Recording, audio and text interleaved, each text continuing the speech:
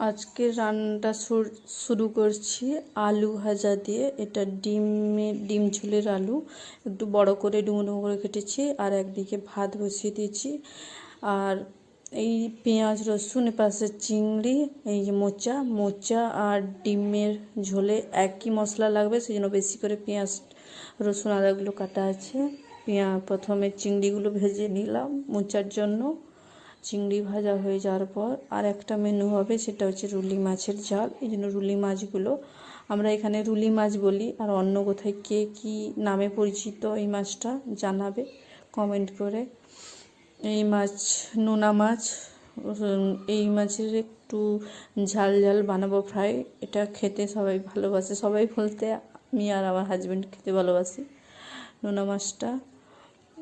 প্রথমে ফোড়ন দিয়ে পেঁয়াজ, বেশি কিছু মশলা লাগে না, আর এটা খুব তাড়াতাড়িও হয়ে যায়। মাছগুলো হালকা করে ভেজে নিয়েছি, এই পিঠ ওপিঠ করে একদম মচমচ করে ভাজিনি, দিলে খেতে আরও বেশি ভালো লাগে। পেঁয়াজ ভাজা হয়ে গেলে টমেটো দিয়ে দিব, তারপরে লবণ, লঙ্কা গুঁড়ো, হলুদ গুঁড়ো দিয়ে ভালো করে করার পর একটু সর্ষে বাটা দিয়ে দেবো। সর্ষে বাটা না দিলে হবে, কিন্তু একটু দিলে একটু বেশ ভালো লাগে, সেই জন্য একটু সর্ষে বাটা বেটে নিয়েছি। এবার সর্ষে বাটাটা দিয়ে মশলাটা কষিয়ে জল ঢেলে ফুটিয়ে নিয়ে তারপরে রুলি মাছগুলো দিয়ে দিলেই রুলি মাছের ঝাল কমপ্লিট।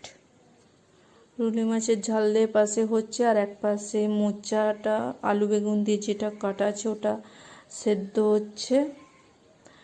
রুলি মাছ ফুটছে একদিকে, আর সেখানে মোচা আলু বেগুনটাও সেদ্ধ করে নেওয়া হয়েছে ভাত হয়ে যাওয়ার পর। এবার একসাথে ডিম আর মোচারের মশলাটা কষে নেব। প্রথমে রসুনটা থেতো করা আছে ওটা দিয়ে দিলাম।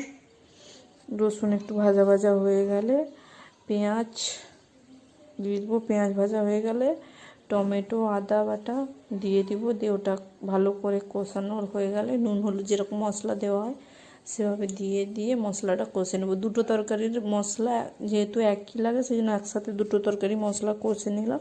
এবার মশলা কষে গেলে আলাদা করে নিয়ে নিব মোচার জন্য। ওপাশে সেদ্ধ হয়ে গেছে, এই জন্য মোচার মশলাটা আলাদা করে নিয়ে আলাদা একটা কড়াইতে মোচার মশলা একটু বের করে নিয়ে তাতে চিংড়ি দিয়ে মোচাটা রান্না কষিয়ে দেব। মোচা রান্না হয়ে যাওয়ার পর এপাশে ডিম ঝোল, আর একদিকে সেই মশলা আছে, সেই মশলা দিয়ে ডিম ঝোল। আজকের হচ্ছে এই মেনু। গরম ভীষণ পড়েছে, তো রবিবার এই জন্য একটু ডিম করলাম। মাছ